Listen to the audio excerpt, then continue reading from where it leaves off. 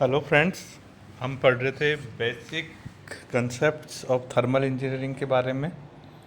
अभी तक के जितने भी सेक्शंस हुए हैं उसमें हमने थर्मोडायनेमिक्स के बारे में पढ़ा, इसके पार्ट सिस्टम, सराउंडिंग, बाउंड्री के बारे में देखा, हीट के बारे में पढ़ा है। उसके बाद में हमने वर्क के बारे में देखा है, एनर्जी के बारे में पढ़ा है, एनर्जी के डिफरेंट टाइप जैसे स्टैटिक, काइनेटिक एनर्जी, गतिज ऊर्जा, स्टैटिक एनर्जी या फिर पोटेंशियल एनर्जी, स्थितिज ऊर्जा, इंटरनल एनर्जी, इनके बारे में देखा है। हमने लेटेंट हीट के बारे में पढ़ा है, total heat content of any system.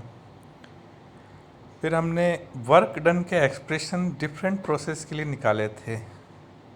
एक बार उनको फास्टली रिवाइज कर लेते हैं। क्लोज सिस्टम वर्क हमने डिफरेंट प्रोसेस के लिए निकाला था, जो कि इंटीग्रेशन पीडीवी होता है। कांस्टेंट वॉल्यूम के लिए 0, कांस्टेंट प्रेशर के लिए P V final minus V initial, isothermal process के लिए कांस्टेंट Ln P इनिशियल अपन P फाइनल और कांस्टेंट Ln V फाइनल अपन V इनिशियल। इसके बाद में जो यहाँ पर कांस्टेंट की वैल्यू थी वो होती है MRT के बराबर, या P इनिशियल V इनिशियल के बराबर, या P फाइनल V फाइनल के बराबर। फिर एडियाबेटिक प्रोसेस के बारे में, जहाँ पर हीट इंटरेक्शन 0 होता है, उसके वर्क डन का एक्सप्रेशन आया था P initial V initial minus P final V final upon gamma minus 1। और टेम्परेचर के टर्म्स में आया था MR mass into gas constant into T initial minus T final upon gamma minus 1। इसके बाद में हमने पॉलीट्रोपिक प्रोसेस के बारे में पढ़ा था और उसका वर्क डन के एक्सप्रेशन का, क्लोज सिस्टम वर्क डन के एक्सप्रेशन का फॉर्मूला डिराइव किया था। वो हमारा आया था P initial V initial minus P final V final upon में N माइनस 1, या फिर टेम्परेचर के टर्म में MR T initial minus T final upon N minus 1। N is polytropic index and it's value lies between 1 and gamma. ये सब close system work के बारे में हमने एक्सप्रेशन वर्क डन के निकाले थे। अब ओपन सिस्टम वर्क की यदि हम बात करें, W ओपन, तो ओपन सिस्टम वर्क के तो जो ओपन सिस्टम वर्क के एक्सप्रेशन है वो मैंने कहा था आपको अपने आप से निकालने हैं। कोई प्रॉब्लम आई है तो पूछनी थी। एक बार मैं समराइज कर देता हूँ उनके रिजल्ट्स को, क्या क्या रिजल्ट निकल करके आए होंगे। जो कांस्टेंट वॉल्यूम है उसके लिए आया होगा, कांस्टेंट वॉल्यूम प्रोसेस के लिए आया होगा P final minus P initial into में वॉल्यूम, और ये माइनस में।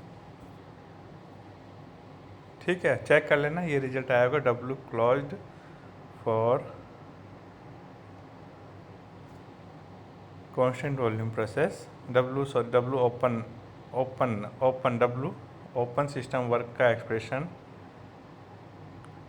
फॉर आइसोचौरिक या कांस्टेंट वॉल्यूम प्रोसेस के लिए आएगा volume V initial V final बराबर है into P initial minus P final. Okay. इसके बाद थी कांस्टेंट प्रेशर के प्रोसेस के लिए आया होगा W open for constant pressure C is equal to P, आया होगा 0। नेक्स्ट यदि हम बात करें कांस्टेंट टेम्परेचर या आइसोथर्मल प्रोसेस के लिए, क्योंकि हमने बताया था इसे हाइपरबोलिक प्रोसेस भी कहते हैं। और हाइपरबोलिक प्रोसेस क्या होता है, ऐसा जो मैथमेटिकली देखें तो ऐसा कर्व, हाइपरबोला जो कर्व होता है जिसका एक्स एक्सिस पे एरिया और ये वाई एक्सिस पे जो एरिया बनाता है सेम आता है। तो जो ओपन सिस्टम वर्क होता है वो वाई एक्सिस पे एरिया होता है। तो इसका एक्सप्रेशन जो क्लोज सिस्टम के लिए जो वर्क का निकाला था वह सेम एक्सप्रेशन आया होगा C ln V final upon V initial और C ln P initial upon P final. Okay. जब यदि आपने एडियाबेटिक प्रोसेस के लिए वर्क डन निकाला होगा तो एडियाबेटिक वर्क डन आया होगा, शॉर्ट में देखें तो होता है W open is equal to gamma times W closed. यानी कि जो वर्क डन होता है वो जो W क्लोज का वर्क डन होता है उसका गामा गुना होता है, गामा टाइम्स होता है। और जो एक्सप्रेशन आया होगा वह होगा गामा ब्रैकेट में P initial V initial minus P final V final upon gamma -1। ठीक है, मैच कर लेना सभी अपना ये रिजल्ट्स को। या फिर इसको टेम्परेचर के टर्म्स में हम बात करेंगे तो टेम्परेचर टर्म्स में हो जाएगा gamma T initial minus T final MR upon gamma -1। ये आ गया होगा वर्क डन का expression for open system work for adiabatic process. Similarly polytropic process का वर्क डन होता है N टाइम्स W क्लोज्ड। जैसे वह गामा टाइम था, ये N टाइम W क्लोज्ड। तो इसका जो एक्सप्रेशन आया होगा आपके पास वह होगा N W open for polytropic process आया होगा N P initial V initial minus P final V final upon N -1। ठीक है, और टेम्परेचर के टर्म्स में जो एक्सप्रेशन आया होगा वह होगा M R T initial minus T final upon N -1 और इनटू में N। तो ये सारे एक्सप्रेशंस आपने, मैं समझता हूँ आप सबने निकाल करके देखे होंगे। Next and very important equation हमारे सामने आती है, वह होती है ideal gas equation. Ideal gas equation, तो कोई भी गैस होती है वह आइडियली गैस के रूप में जब बिहेव करती है जब वह लो प्रेशर एंड हाई टेम्परेचर पे होती है। यदि कोई gas low temperature high temperature पे है, लो प्रेशर और हाई टेम्परेचर पे है, तो वह आइडियल गैस की तरह बिहेव करेगी। और आइडियल गैस की इक्वेशन होती है, आइडियल गैस की इक्वेशन होती है PV is equal to MRT। Pressure गुणा वॉल्यूम बराबर होता है MRT के। यह इक्वेशन बहुत ही इंपॉर्टेंट इक्वेशंस है न्यूमेरिकल पोर्शन के लिए भी और थर्मोडायनेमिक्स के बिहाफ पे भी। तो यहाँ लिखा हुआ है it's equation is equal to PV is equal to MRT। जो यहाँ इस इक्वेशन में है, याद कर लीजिए इक्वेशन है PV is equal to MRT। अब हम अलग अलग टर्म्स के बारे में देखते हैं। तो यहाँ पे जो P होता है, P वह होता है एब्सोल्यूट प्रेशर। जो प्रेशर की टर्मिनोलॉजीज है इसमें कई तरह के होते हैं, absolute pressure, gauge pressure, atmospheric pressure, vacuum pressure. ये आगे हम हाइड्रोलिक्स के अंदर पढ़ेंगे। बस एक छोटा सा कंसेप्ट आप समझ लीजिए कि एब्सोल्यूट प्रेशर क्या है। जो हमारी प्रेशर लाइंस होती है, जो हम मेजर करने का होता है, एक हमारा होता है जीरो लेवल, बेस लेवल। एक हम मेजर करते हैं एटमॉस्फेरिक प्रेशर, जो हमारा एटमॉस्फेरिक प्रेशर है। दो बेस होते हैं प्रेशर को मेजर करने के, जीरो वाला होता है, एक एटमॉस्फेरिक प्रेशर होता है। अब हमने मान लो यहाँ एक प्रेशर लिया, एटमॉस्फेयर के कंपैरिजन में यहाँ पर एक पॉइंट ले लिया, ये लाइन, यहाँ का प्रेशर है P। यदि हम इसे एटमॉस्फेयर से मेजर करें, एटमॉस्फेयर को बेस मानते हुए, तो ये आएगा P gauge, gauge pressure.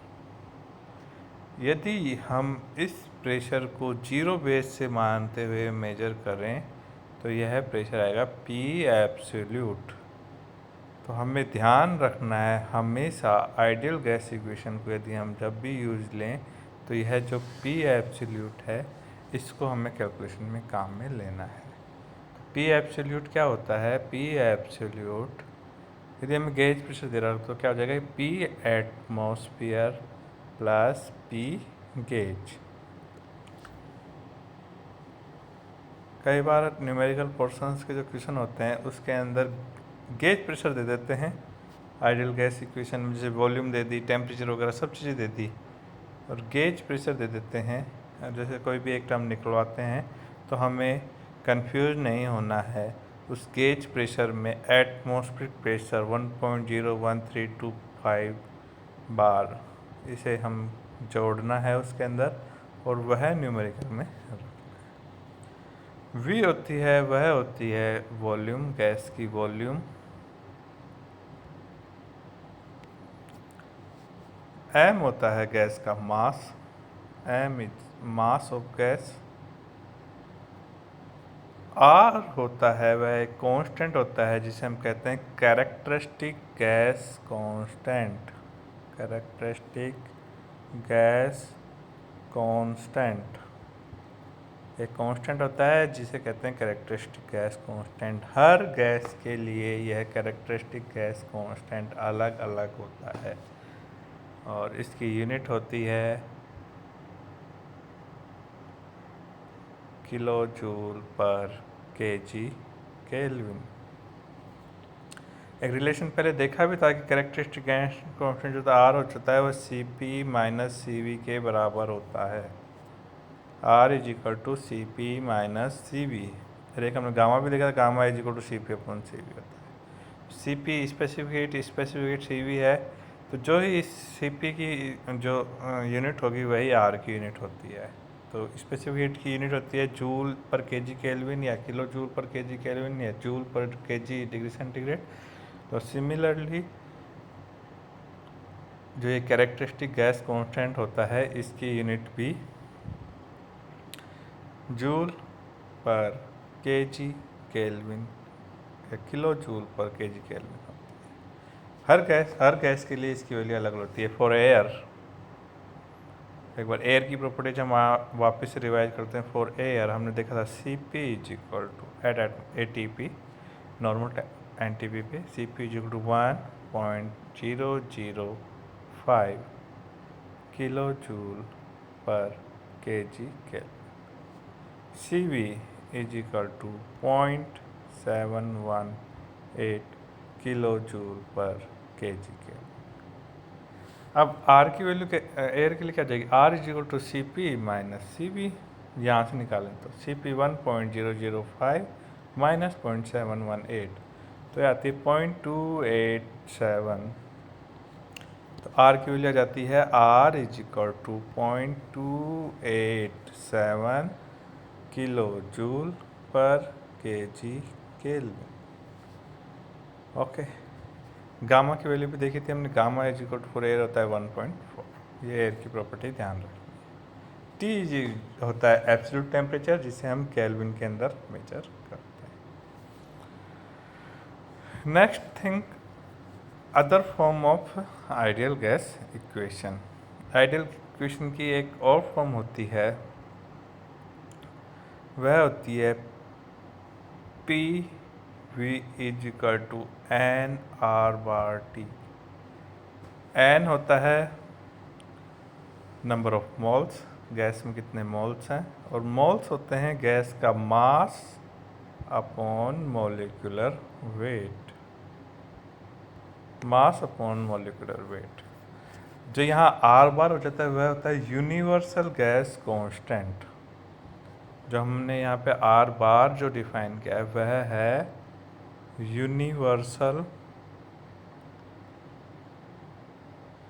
Gas constant, और इसकी वैल्यू हर गैस के लिए सेम होती है। यूनिवर्सल वर्ड से ही डिफाइन है यूनिवर्सल गैस कांस्टेंट, और इसकी वैल्यू हर गैस के लिए सेम होती है, और इसकी वैल्यू होती है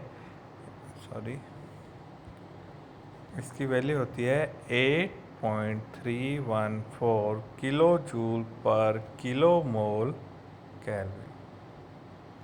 8.314 कांस्टेंट होती है इसकी वैल्यू।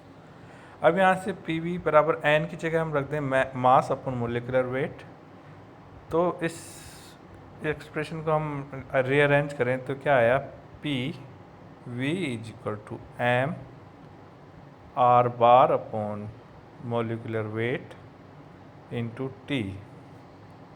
इसे हम जब आइडियल गैस से कंपेयर करेंगे, आइडियल गैस जो इक्वेशन की जो पहली फॉर्म थी वो कहती है एम आर टी, तो यहाँ से आर और आर बार के बीच में जो रिलेशन निकल कर आएगा वह हम लिखते हैं। तो आर बराबर किसके आया, R is equal to R bar upon molecular weight. तो एयर के लिए हम आर की वैल्यू यहाँ से भी निकाल लें, तो एयर के लिए जो या उस मास की वैल्यू निकालें तो आर की वैल्यू 0.287 थी, आर बार की वैल्यू 8.314 है, और यहाँ से मोलिकुलर वेट निकालें 28 पॉइंट समथिंग। तो ये हमने देखा आइडियल गैस इक्वेशन के बारे में। आइडियल गैस इक्वेशन, कोई भी गैस यदि आइडियल गैस की तरह बिहेव करती है at low temperature, low pressure and high temperature पे, इसकी इक्वेशन होती है P V is equal to m R T. P is absolute pressure, V is volume, m is mass, R is characteristic constant and T is absolute temperature. इसकी दूसरी form होती है P V is equal to n R bar T, n moles number of moles जो कहते हैं मास अपन molecular weight की। यहाँ से आर और आर बार के बीच में एक रिलेशन निकल करके आया जो होता है R is equal to R bar upon molecular weight. R bar की वैल्यू कांस्टेंट होती है सभी गैसेस के लिए, ये होती है 8.314 किलो जूल पर किलो मोल केल्विन। अब नेक्स्ट जो सेक्शन में हम पढ़ेंगे लॉज ऑफ थर्मोडायनेमिक्स के बारे में। थर्मोडायनेमिक्स के 3 लॉज होते हैं, 0th law, first law and second. Next section जो आएगा उसके अंदर हम थर्मोडायनेमिक्स के लॉज डिस्कस करेंगे। Thank you.